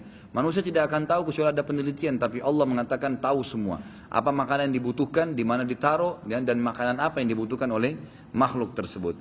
Apabila sudah terbukti kata beliau tanpa ada yang dapat menyanggahnya bahwasanya tidak ada yang dapat memberi rezeki selain Allah, maka hal itu menjadi bukti atas rububiyahnya terhadap segala sesuatu. Yang ketiga secara akal, kesaksian fitrah manusia masih bersih atas rububiyah Allah dan pengakuan yang sangat jelas akan hal tersebut. Sesungguhnya setiap manusia yang fitrahnya belum rusak akan merasakan dalam lubuk hatinya bahwa dia adalah seorang yang sangat lemah dan hina di hadapan Tuhan pemilik kekuasaan yang maha kaya lagi maha perkasa, dan merasakan bahwa dirinya tunduk kepada aturan dan kebijaksanaannya atau kebijakannya pada dirinya, di mana dia menyatakan tanpa keraguan sedikit pun bahwasanya dia adalah Allah, Rabbnya, Rabb segala sesuatu. Dan Allah subhanahu wa ta'ala menjelaskan dalam surah Zukhruf ayat 9. A'udzu billahi minasyaitonir rajim, wa la in sa'altum man khalaqas samawati wal arda la yakunna khalaqahunna al-azizul alim. Dan kalau kau sudah jelaskan semua ini, kamu tantang mereka, hai Muhammad. Siapa yang turunkan air dari langit? Siapa yang datangkan, terbitkan matahari setiap pagi? Siapa yang terbenamkan kalau malam? Siapa yang membuat kamu bisa menggerakkan tanganmu? Siapa yang mengajarkan kamu kalau kamu lapar harus makan? Semua itu kalau kamu tantang akhirnya, dan kamu mengucapkan, hai Muhammad, semua itu hanya ada kembali kepada satu pencipta Allah, mereka akan mengakuinya, dan mereka akan mengatakan, sungguh jika kamu tanyakan dan tentukan kepada mereka, hai Muhammad, siapa yang telah menciptakan langit dan bumi setelah saya jelaskan semua tadi itu, maka niscaya mereka akan mengatakan, kalau begitu seperti yang kau ucapkan, hai Muhammad, Allah yang maha perkasa lagi maha bijaksana. Mohon maaf, tinggal beberapa dalil saja, baru itu azan, setelah itu azan. Allah SWT berfirman juga di dalam surah Al-Ankabut ayat 61. Dan ini juga saya mohon maaf karena saya mengikuti tuntunan buku, supaya kita punya rujukan yang jelas. Jadi saya menjelaskan dalil-dalil yang ditulis oleh beliau. Surah Al-Ankabut ayat 61. A'udzubillahi minasyaitonirrajim. Wala in sa'altum man khalaqas samawati wal arda wa sakhkhara asy-syamsa wal qamara la yakuluna Allah. Hai Muhammad, setelah kau jelaskan kepada mereka nanti bahwasanya langit bumi ini siapa yang menciptakan? Siapa Tuhanmu? Berhala ini. Bolehkah dia menerbitkan matahari? Bolehkah dia turunkan hujan? Bisakah dia memberikan kamu baju dari tangannya tiba-tiba ada? Bisakah ini dan bisakah itu? Maka mereka tidak akan bisa menjawab. Dan kalau kau tanya, siapa kalau begitu yang menciptakan langit dan bumi? Kalau saya punya Tuhan namanya Allah. Allah yang menurunkan, Allah yang mengurus, maka mereka akan mengatakan, kalau begitu juga Tuhan adalah Allah. Pasti ujung-ujungnya mereka akan mengakui masalah itu.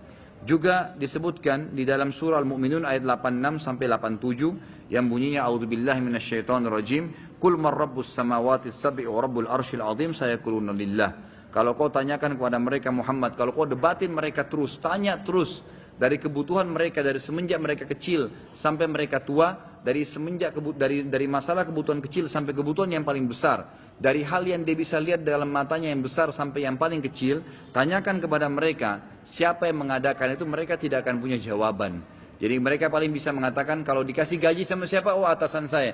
Tapi kalau dikasih penjelasan, gitu kan, kalau kamu makan apa, kue, baik siapa yang buat kue, si fulan, baik bumbunya, terus ditelusuri sampai ke bawah, sampai ke dasarnya, mereka nanti akhirnya tidak bisa menjawab. Ya, ujung-ujungnya hanya mengatakan, oh pembuat kue mengambil dari tepung, telur dan garam. Baik dari mana garam itu? Dari air laut. Dari mana air laut itu? Terus kalau ditelusuri maka ujungnya mereka tidak akan punya jawaban nanti, karena memang ini terus berentetan. Maka orang yang beriman kepada Allah akan mengatakan dia adalah Allah yang menciptakan segala sesuatunya. Dan ini yang diangkat oleh beliau, dikatakan bahwasanya ini dalil bukti nyata Allah subhanahu wa ta'ala itu sebagai Rabb atau sebagai pencipta. Allahu alam. Mungkin sampai sini ikhwah akhwat sekalian. InsyaAllah kalau memang ada yang mau bertanya, maka saya berikan kesempatan nanti setelah sholat ba'diyah isya, saya akan luangkan waktu 10-15 menit untuk pertanyaan. Mungkin begitu dulu, kalau ada benar dari Allah, kalau ada salah dari saya mohon dimaafkan. Subhanakallahumma bihamdika asyhadu an la ilaha illa anta astaghfiruka wa atubu ilaik. Wassalamualaikum warahmatullahi wabarakatuh.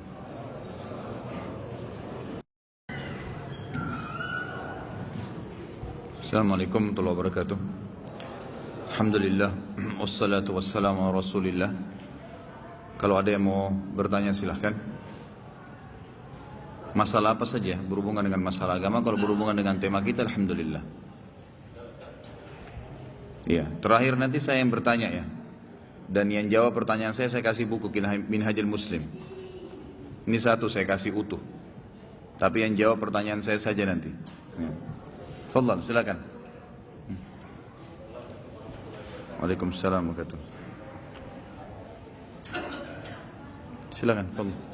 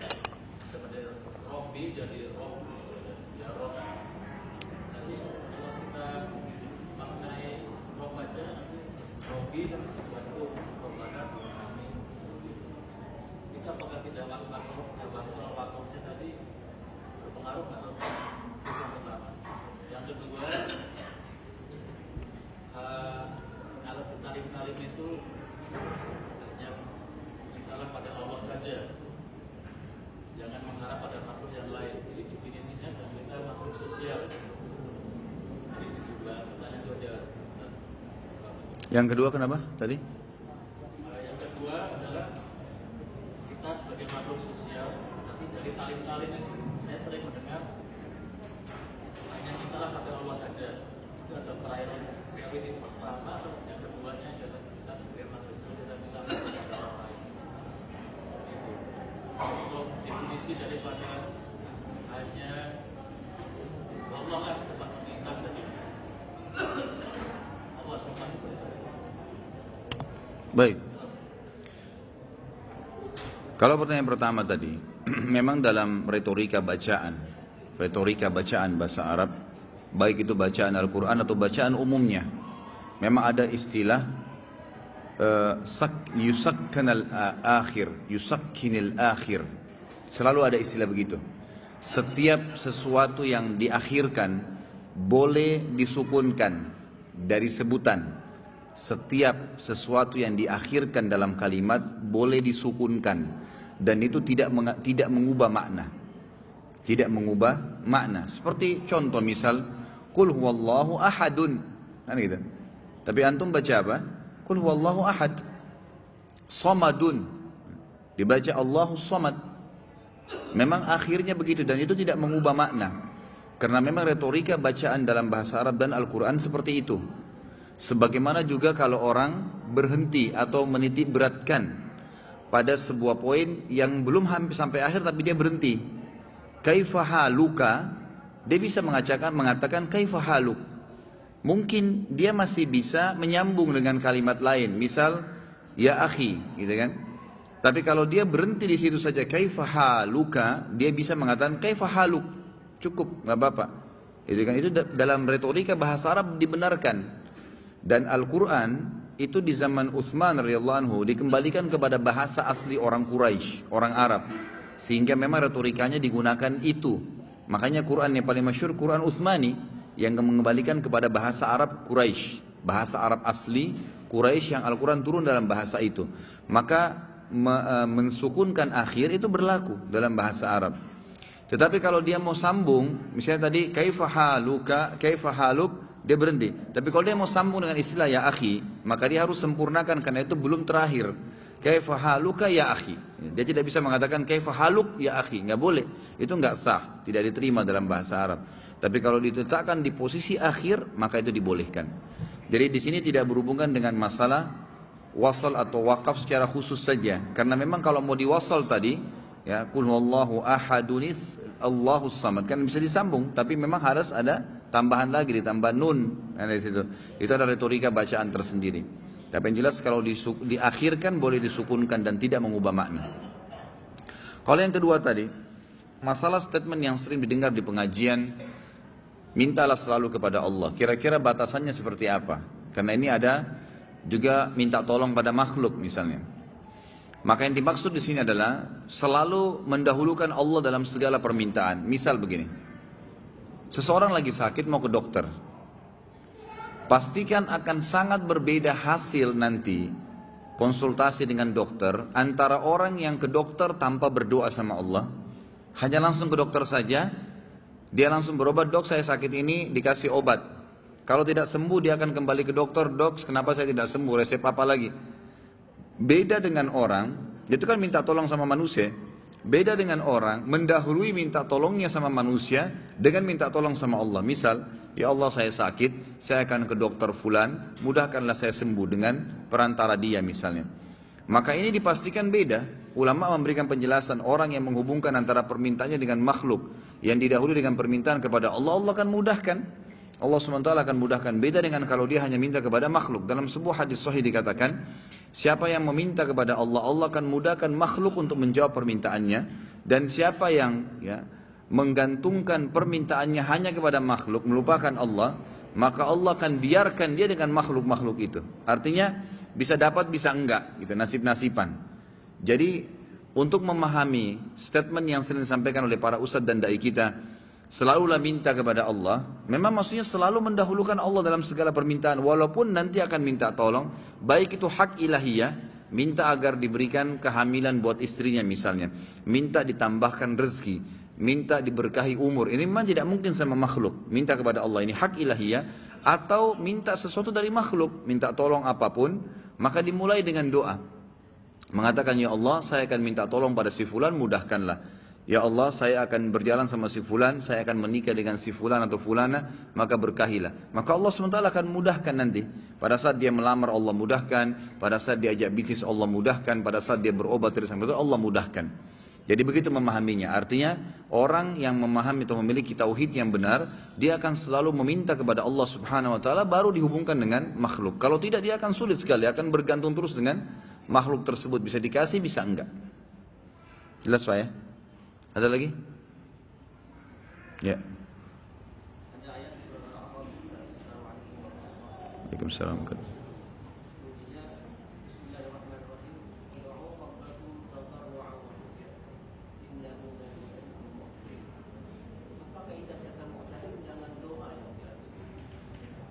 Innahu la yuhibbul, apa hubungannya dengan?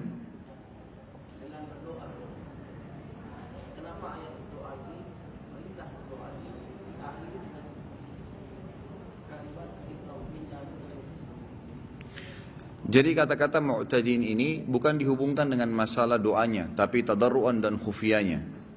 Kalimat mu'tadin itu dihubungkan dengan tunduk dan merendah dirinya kepada Allah. Karena mu'tadin lebih cenderung kepada arti orang yang lebih, kalau kata tegasnya, membangkang. Jadi bukan dihubungkan dengan masalah doanya, tapi berhubungan dengan masalah Allah mengatakan berdoalah kalian dengan Tuhan kalian dengan menunduk, dengan merendah. Maka itu yang ditutup dihubungkan dengan masalah mu'tadinnya. Jadi bukan karena masalah doanya, tapi karena masalah orang kalau berdoa misalnya dengan tidak berharap, orang berdoa dengan kesombongan, kayak tidak perlu, hanya terpaksa, nggak diterima sama Allah SWT. Itu masuk dalam bab mu'tadinnya, arti mu'tadin di akhir ayat. Jadi berhubungan dengan berdoalah kalian dengan tadarruan wa khufiyah. Di sini harus dengan merendahkan diri dan khufiyah, disembunyikan semaksimal mungkin. Ya kalau memang supaya orang tidak lihat, hanya dengan Allah SWT, maka itu berhubungan dengan atau lawan arti daripada mu'tadin itu sendiri. Ada lagi? Tafadhal. Waalaikumsalam warahmatullahi wabarakatuh.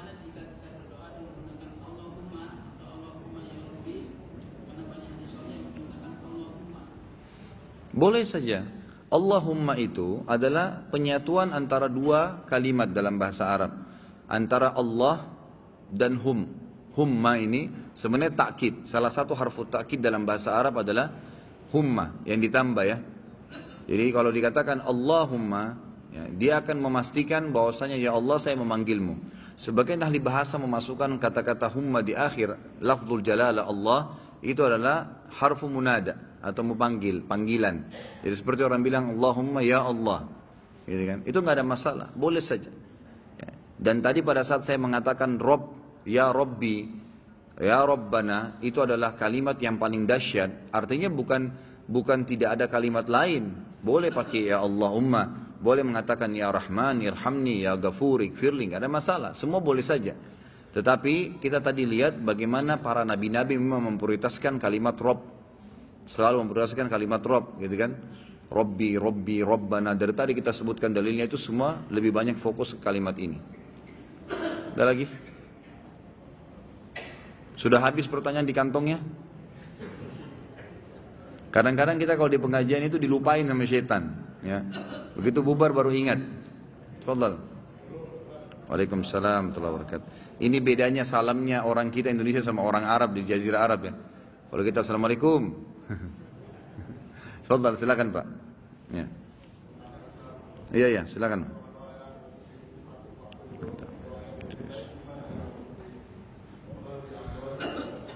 Di antara doa-doa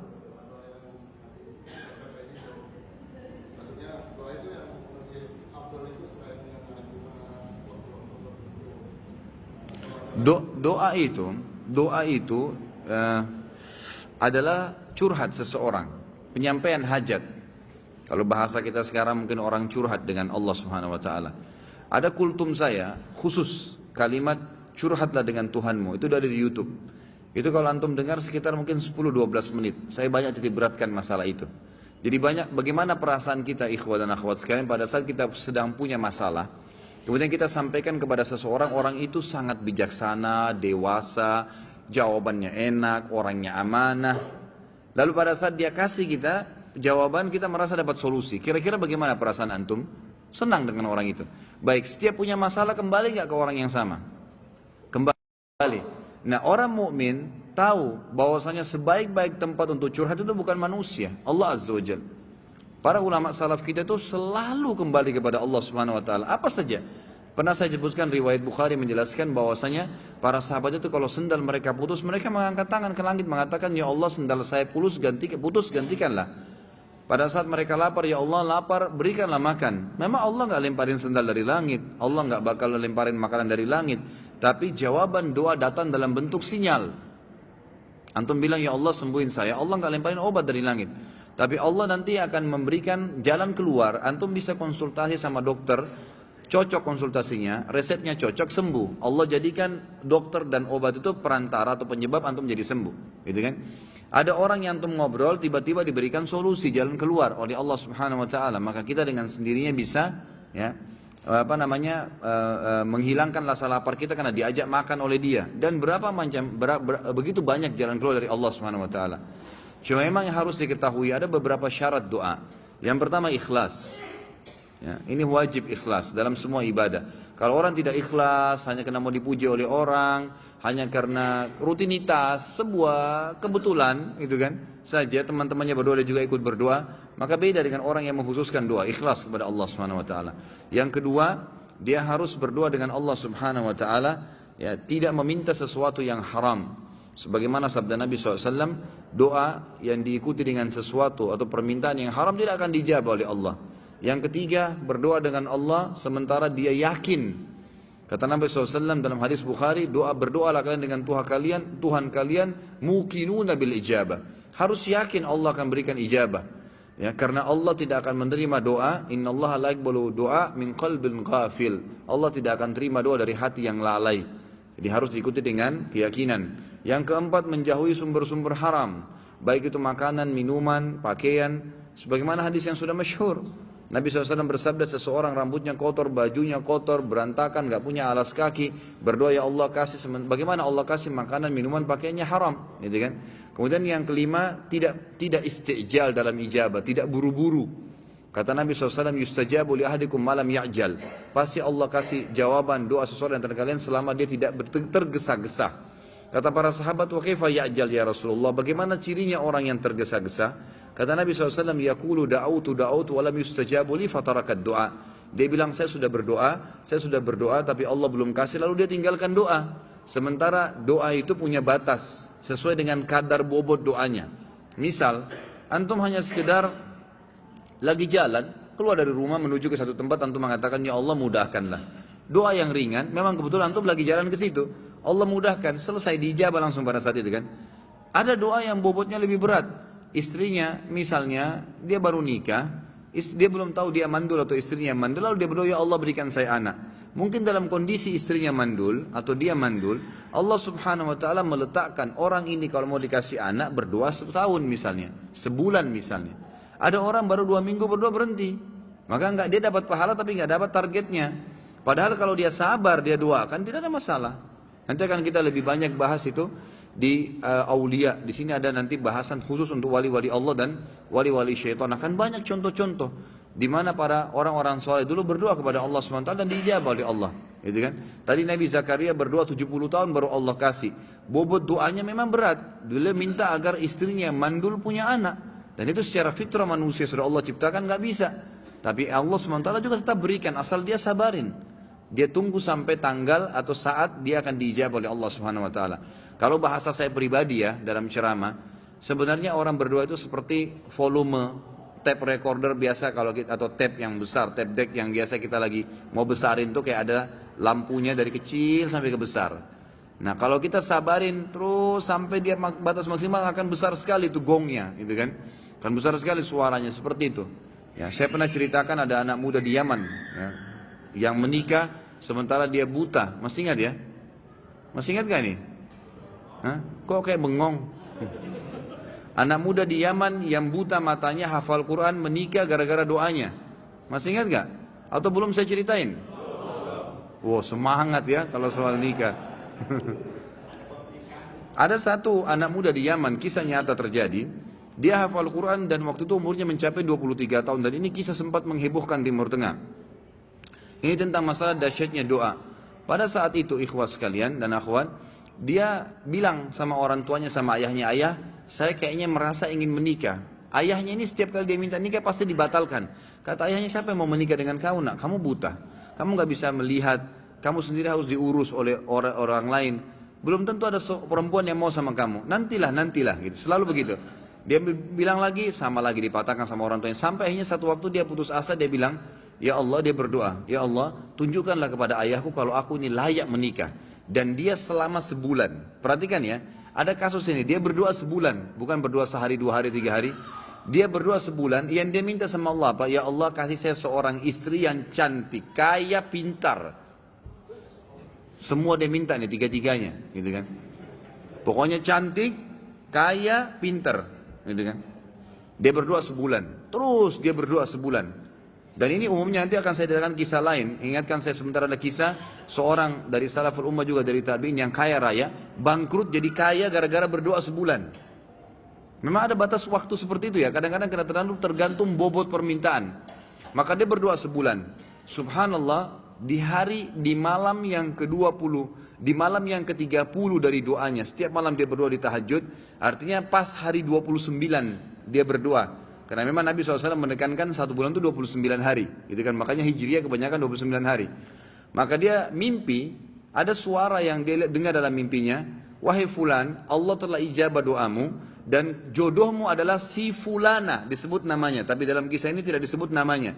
Ya, si fulana yang tinggal di kampung sebelah, nama ayahnya fulan, gitu kan? Dia bangun, besok dia ketemu sama ayahnya, dia bilang, ayah, di kampung sebelah ini ada namanya kampung ini enggak? Ini di Yaman terjadi ya. Ayahnya bilang ada. Ada si anaknya yang buta ini, ada enggak seorang di sana laki-laki bernama Fulan, namanya ayah perempuan ini? Ayahnya bilang ada, dan itu tokoh masyarakat di sana. Baik, ada enggak anaknya perempuan bernama Fulana? Kata ayahnya ada. Kata si buta ini, lamarin buat saya. Kata ayahnya, ini kau sudah gila. Sedangkan minta orang yang biasa saja belum tentu diterima, apalagi minta anak pejabat kaya, dan itu terkenal cantik, terkenal kisahnya banyak nolak laki-laki. Orang antri di rumahnya ngelamar. Ya biasa orang punya kelebihan biasa begitu kan. Baik, intinya adalah dia bilang, ayah tapi saya mimpi. Dia ceritain mimpinya. Waktu dia ceritain mimpinya, ayahnya juga tersentuh. Tapi ayahnya bilang, baiklah kita ke sana, tapi ini mempertaruhkan nama keluarga. Bisa diterima bisa tidak, gitu kan. Pergi ke sana. Tiba di kampung sebelah, ringkas cerita, ngobrol lah, disambut oleh tuan rumahnya, lalu ngobrol-ngobrol secara umum, kami dari sini, terakhir menyampaikan hajatnya, ini anak saya, orangnya buta, tapi dia hafal Quran, orang yang soleh tinggal di rumah, tapi tidak ada pekerjaan gitu, dan dia meminta terus terang kepada saya, agar melamar anak anda. Tahu apa yang terjadi ikhwah? Ayahnya perempuan, tanpa nanya banyak kepada anak laki-laki mengatakan saya terima lamarannya. Ditanya sama ayahnya si laki-laki ini, sama si laki-laki juga, laki-laki ayahnya terutama yang tanya, kok kenapa anda langsung menerima, belum tanya anak saya, belum tanya kegiatan sehari-harinya apa? Kata ayahnya ini, yang calon mertuanya, saya tadi malam mimpi mendengarkan suara bahwasanya besok akan datang seseorang bernama Fulan dari kampung sebelah, buta matanya, hafal Quran, terima lamarannya. Mimpi nih, kan itu. Tapi sebulan berdoa, antum baru 2 minggu sudah kempes, gitu. Makanya nggak dapat, gitu kan. Kemudian kata ayahnya, saya terima lamarannya, tapi saya belum bicara sama anak perempuan saya. Ini luar biasa kisahnya. Dia bilang, saya tanya dulu anak perempuan saya. Kalau dia terima, alhamdulillah. Kalau enggak, berarti tidak. Saya mohon maaf. Dia masuk ke dalam, bicara sama anaknya. Oh, ini cerita ayah perempuan bicara sama anak perempuannya. Dia bilang, nah, ada orang dari kampung sebelah, orang baik, dipuji-puji dulu. Hafal Quran, tapi buta matanya. Ingin melamar kamu, nak. Namanya si Fulan. Kaget si ayahnya perempuan, satu perempuan bilang, saya terima lamarannya ayah. Selama ini nolak terus ini. Orang datang bolak-balik, yang sudah gagah, yang sudah kaya, yang pintar, ditolak semua. Anak perempuan tidak mau. Langsung kata ayahnya, kok bisa? Kau belum lihat dia, nak? Dia buta. Dia bilang, enggak ayah, tadi malam saya mimpi bahwasanya besok akan datang jodohmu laki-laki bernama Fulan dari kampung sebelah, matanya buta, tapi hafal Quran, terima lamarannya, dia akan membahagiakan kamu. Caranya Allah subhanahu wa ta'ala. Kisah yang lain seorang salaful ummah dari tabi'in yang masyhur. Tapi ini mohon maaf saya tidak terlintas namanya sekarang. Yang jelas beliau kaya raya, seorang ulama, alim besar, gitu kan, dan kaya raya. Tiba-tiba Allah coba bangkrut. Kafilah dia, karavan dia yang pergi berdagang, itu dirampok oleh orang. Habis semua dagangannya. Zaman dulu begitu ya. Sama kalau kita misalnya order satu barang, sama kontainer tenggelam di lautan atau dirampok, kita sudah nggak tahu, modal semua di situ, habis gitu. Maka yang terjadi ikhwah-ikhwat sekalian, orang ini akhirnya dalam kisah ini dikatakan setiap hari pindah-pindah masjid, minta-minta sama orang. Ini orang kaya raya, nggak ada lagi kehidupannya, dia gimana? Cuma minta diberikan makanan, dia makan. Berjalanlah 2 bulan dari kejadian kasus dia ini. Satu waktu dia masuk di masjid Jami' di Baghdad. Pada saat dia masuk di masjid Jami' itu, dia temukan di pinggiran masjid di belakang ada orang-orang miskin yang baru terima bingkisan-bingkisan, dan mereka saling memuji orang yang bantu itu. Dia pun datang mengatakan, setelah berikan salam, kalian dapat dari mana nih bantuan? Kata mereka serentak, itu tuh yang duduk di depan tuh, dekat mihrab. Itu orang yang duduk, yang kamu lihat sana tinggal sendirian. Memang habis sholat sudah bubar, tinggal orang itu sendirian. Kalau kau punya hajat, sampaikan sama dia tidak pernah nolak hajat orang. Kata orang soleh ini diceritakan dan dirinya, saya pun datang mendekati orang tersebut. Waktu saya dekat, saya temukan orang itu sedang mengangkat tangannya sambil menangis kepada Allah, sambil berkata, ya Allah berkahi, ya Allah tambahin, ya Allah mudahin, terus begitu. Lalu tiba-tiba dia bilang, saya seperti disiramin hati saya dengan keimanan oleh Allah subhanahu wa ta'ala. Saya bilang, orang kaya ini pun yang banyak bantu orang, minta kepada siapa? Kepada Allah. Ngapain saya minta sama dia? Setelah itu dia bilang, saya berdoa selama sebulan. Ini dia sendiri cerita. Selama sebulan saya berdoa non-stop, maka Allah mengembalikan semua kekayaan saya, bahkan lebih daripada sebelumnya. Jadi memang dalam doa ikhwas ada rate-nya, gitu kan? Jangan 1-2 hari berhenti, tidak boleh istijal. Sabar, nikmatin prosesnya, gitu kan? Allah tuh maha dengar, maha tahu, dan Allah akan memberikan pada saat antum sabar sampai titik klimaks daripada doa itu, maksimal titiknya, maka Allah akan berikan luar biasa, gitu kan? Ada cobaan datang, ada doa yang antum sampaikan, belum diijabah, tetap saja, terus berdoa. Nabi Zakaria tadi tidak pernah putus asa, 70 tahun berdoa. Nabi Ayub 20 tahun, ya, beliau diberikan nikmat segala macam, anaknya 12. Laki-laki semua, istrinya cantik sempurna, dia gagah, raja, nabi, dan kaya raya, gitu kan? 20 tahun nikmat hidupnya. Tahun 21 dia menikah umur 30 tahun, istrinya 20 tahun, dia 30 tahun. 20 tahun nikmat, berarti umur Nabi Ayub berapa? 50 tahun, gitu kan? Waktu itu umurnya 30 tahun menikah, 20 tahun penuh dengan nikmat. Semua ada, anaknya 12, laki-laki semua kuat-kuat. Kebun kurmanya, peternakannya semua subur. Jadi raja, nabi dan orang terkaya di kaumnya. Sampai umur 50 tahun, istrinya 40 tahun. Setelah itu cobaannya Allah datang. Dalam 3 hari semuanya habis. 3 hari saja. Hari pertama di umur 51 tahunnya, Allah SWT datangkan penyakit kusta buat dia. Sehingga menular. Dan tidak ada orang yang berani dekat dengan dia sampai kaumnya tinggalkan. Semua yang tinggal cuma istrinya. Rumahnya pun rumahnya pun yang bagus tadinya, terpaksa dia jual, diganti dengan gubuk biasa karena hari kedua Allah subhanahu wa ta'ala coba Nabi Ayyub alaihissalam dengan mendatangkan hama dan badai, semua perkebunan kurmanya hancur, semua peternakan kambing, sapi, untanya mati. Hari kedua, ribuan ekor habis semua. Maka terpaksa untuk menghidupi dirinya dijual rumahnya, maka dia tinggal di gubuk biasa. Dari raja, nabi, kaya raya, ditinggalkan oleh orang-orang yang sedang didakwain kaumnya, kemudian juga seluruh hartanya habis. Dan hari ketiga, Allah datangkan cobaan yang paling berat dalam hidup beliau, ya, alaihi salatu wassalam, yaitu 12 anak laki-lakinya mati satu hari. Semua mati seketika, tanpa sebab. 12 anak laki-laki sempurna sehat, mati semua. Nabi Ayyub alaihissalam tidak mengeluh satu kalimat pun. Tidak ada keluar mulutnya, ya Allah kenapa, nggak ada. Subhanallah, kita baru banjir sedikit sudah satu kampung semua tahu, satu dunia tahu Indonesia banjir. Ini tidak mengeluh sedikit pun, satu kalimat pun tidak diucapkan sama dia.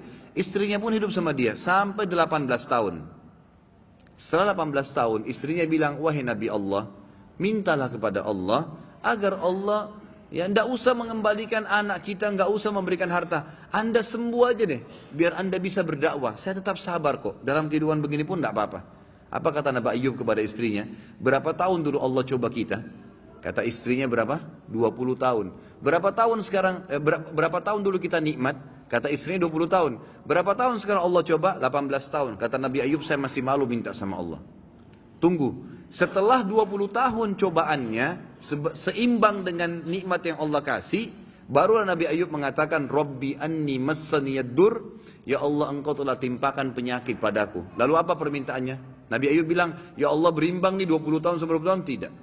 Nabi mengatakan wa anta arhamur rahimin, dan kau zat yang maha penyayang. Artinya mau kau sembuhin silahkan, nggak mau juga nggak apa-apa.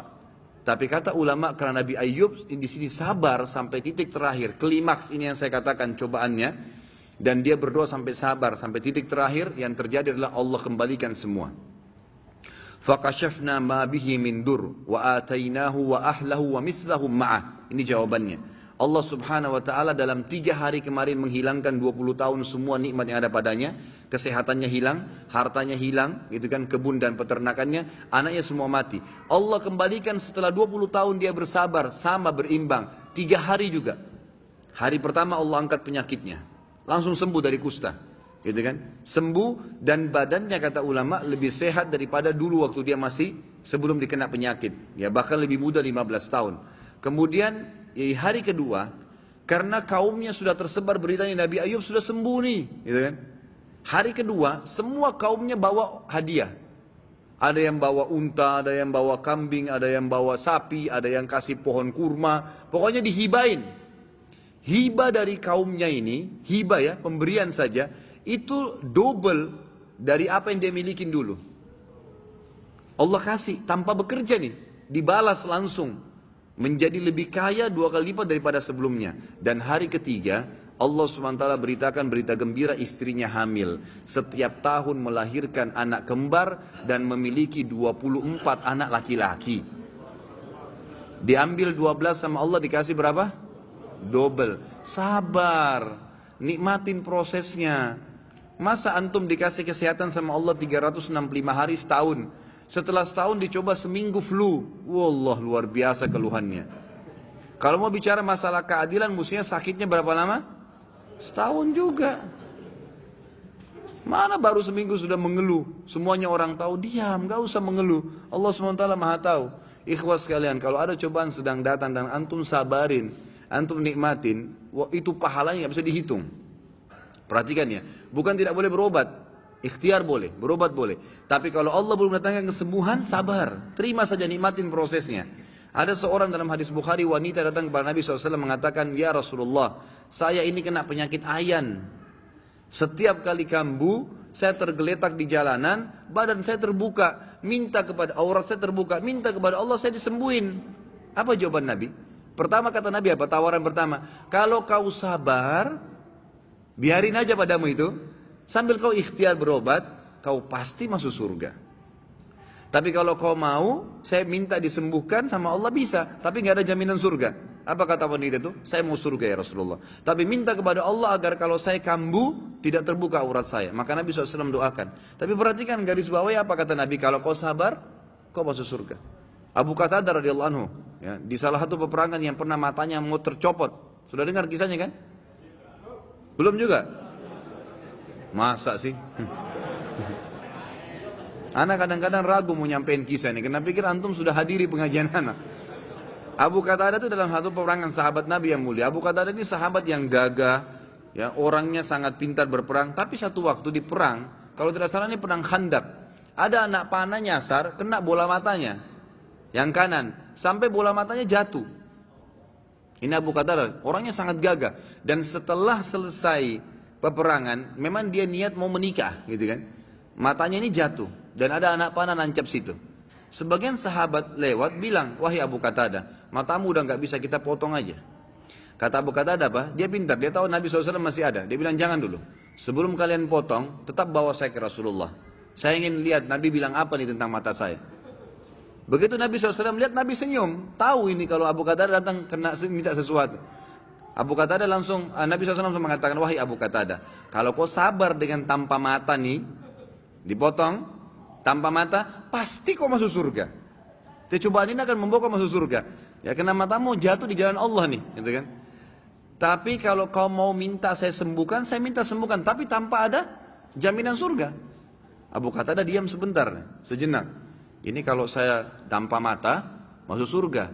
Tapi nggak ada matanya satu. Ini mau nikah setelah perang, gitu kan. Kemudian tapi kalau saya minta disembuhin, sembuh, tapi nggak ada surga. Abu Qatadah tundukkan kepala lalu berkata, ya Rasulullah, doakan kepada Allah agar disembuhkan mata saya, dan saya juga minta surga. Dan ini hadis Bukhari, hadis sahih riwayat Bukhari. Ini menandakan memang apa? Nabi SAW memberikan kesempatan. Orang kalau datang cobaan, antum sabarin, nikmatin prosesnya. Kata Umar bin Khattab, orang yang bisa menerima sebuah cobaan yang datang kepadanya sebagai takdir Allah, akan membuat hatinya pelong menerima cobaan tersebut. Lagi sakit kah, kehilangan harta kah, bangkrut kah, dia akan bisa melaluinya dan ada pahalanya. Dan pasti ma'al usri usra, pasti setelah kesulitan akan kemudahan. Tapi butuh tunggu tanggal mainnya, tunggu tanggalnya saja, gitu kan. Di sini kita harus tahu. Dan di sini kata Umar dia akan mudah melaluinya. Tapi kalau orang ditimpa musibah yang tetap dia akan harus lalui sampai masanya, ajalnya, batas musibah itu. Jadi bukan berarti antum pas sakit antum mengeluh, ya kenapa saya sakit ya, ya tadi malam kalau AC saya tidak kecilin ya, dan seterusnya, ya kemarin kalau saya tidak kena hujan ya. Itu kan tidak boleh diucapkan dalam Islam ya. Antum ucapin itu tetap tidak sembuh. Akan sembuh di waktu yang Allah sudah tentuin. Pada saat hari H Allah tentuin ajal ya, ajal batasnya itu, pada saat itu Allah akan sembuhin. Allah akan kemudian antum minum obat, minum air, antum akan sembuh. Ingat ikhwah sekalian, semua punya ajal ya. Di muka bumi ini semua, di alam semesta semua punya ajal. Ajal ini bahasa ceramah saya pribadi adalah tanggal expire, gitu kan? Jadi bukan cuma kita yang punya tanggal expire, tapi semuanya. Ya, seorang sahabat pernah pembantunya pecahin piring, lalu dia marah dengan pembantunya. Nabi SAW dengar, Nabi panggil. Kata Nabi SAW, kenapa kau marah dengan pembantumu? Ketahuilah, piring yang dipecahkan oleh pembantumu punya ajal, batas yang Allah sudah tentuin, sebagaimana kamu punya ajal. Kalau bukan pecah di tangannya, akan pecah di tanganmu. Antum kalau lagi jalan ban motornya pecah, nggak usah marah-marah. Antum mau susun 1000 alasan pun penyebabnya, mungkin licin, mungkin hujan, mungkin paku, tetap sudah bocor. Udah ajalnya ban itu. Oh sudah ajalnya, tinggal perbaikin, tambal atau ganti. Selesai, orang mukmin begitu hidupnya. Semua jadi simpel. Semua punya ajal dan batas. Jelas ya? Baik, pertanyaan terakhir, ada yang mau ditanya? Sudah? Baik, saya yang tanya ya. Siapa yang bisa jawab ini saya kasih buku. Dari tadi saya banyak sebutin nama-nama Nabi ikhwas sekalian. Ada yang bisa sebutin 25 Nabi dan Rasul. Ini buku tebal nih, hampir 200.000 harganya. Harus seimbang dengan pertanyaannya. Saya liatin judulnya. Ada yang bisa jawab nggak? Tapi harus lengkap ya. Fadhal, silakan. Nggak apa-apa nggak berurut.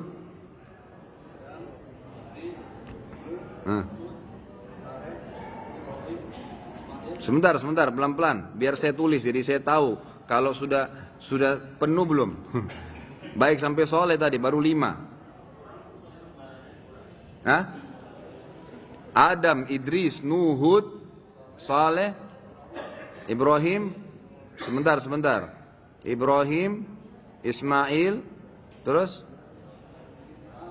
Ishak, Hud tadi sudah. Baru 8. Yakub. Sebentar. Yusuf. Habis Yusuf, Ayub. Terus Musa, Harun, Ilyas. Sebentar. Ilyasa betul. Yunus,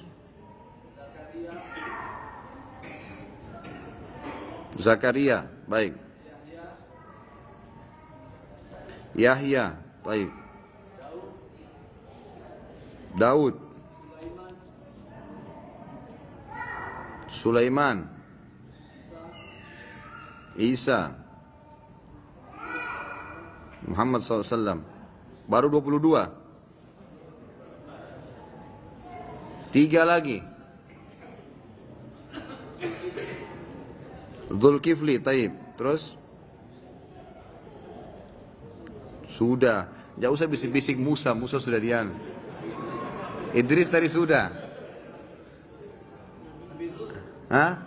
Lut, taib. Syuaib, ahsant.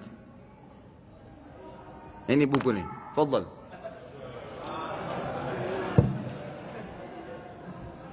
Nanti kalau anak isi taklim diikutin ya. Oh iya. Insya Allah nanti pertemuan akan datang ada 1 buku lagi. Jadi setiap pertemuan anak akan tanya pertanyaan, tapi yang bobotnya juga sesuai dengan bukunya. Supaya dapat bukunya. Tapi kalau yang belum sempat, tidak dapat, maka anda bisa antum temuin panitia, insya Allah ada buku disiapin, tapi mungkin dengan diskon harga saja. Baik, mungkin sampai sini. Kalau ada benar dari Allah, kalau salah dari saya mohon dimaafkan. Subhanakallahumma bihamdika asyhadu an la ilaha illa anta astaghfiruka wa atubu ilaik. Wassalamualaikum warahmatullahi wabarakatuh.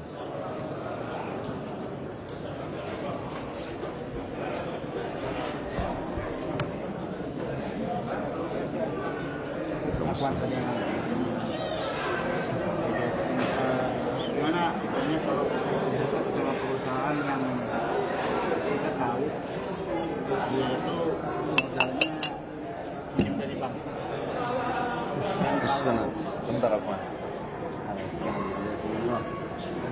Kita sih dengar ceramah aja, kan lucu. Ceramahnya sama sendiri kemarin dia pernah sering ngomong. Kan maksudnya lucu. Bukan, anda sudah sering isi di Al-Fatah, nah pikiran anda sudah sampaikan. Hah?